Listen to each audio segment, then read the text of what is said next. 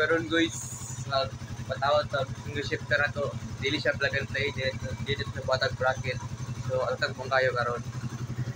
Siyempre dala itong motor, itong shifter na dire. Let's go.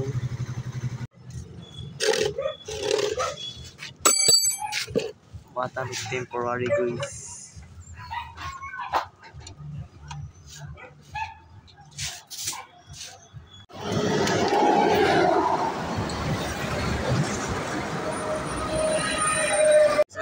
Medyo nailisod guys, di siya plug and play.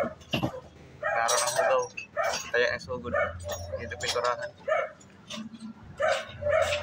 Bangga siya, bangga.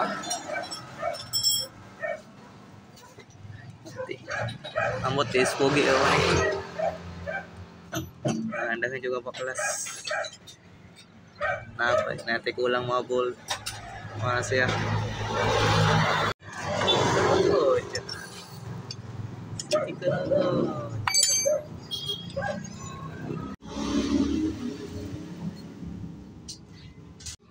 So update guys. Ito na to ang shifter. So sprocket set 1443.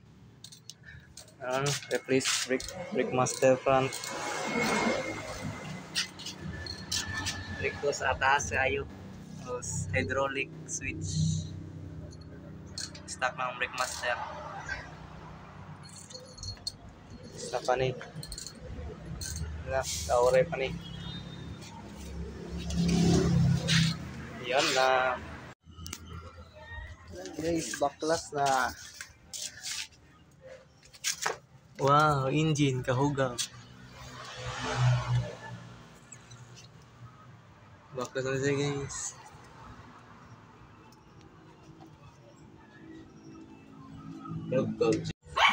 So alright, okay na yung ko natin is dito lang kulang bibili pa tayo ng yung screw, yung habang screw.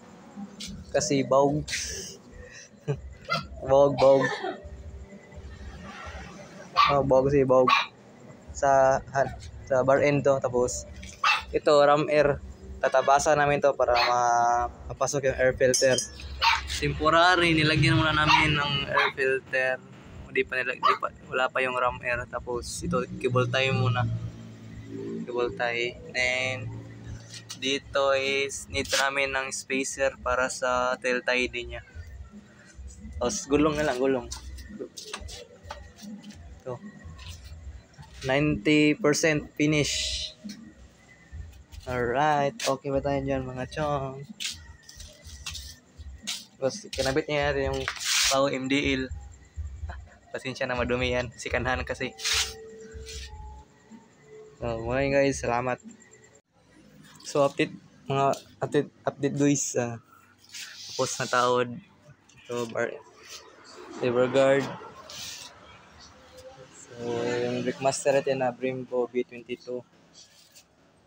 Hindi naka-brake ko sa'yo. Stock lang caliper, stock disc, stock mugs.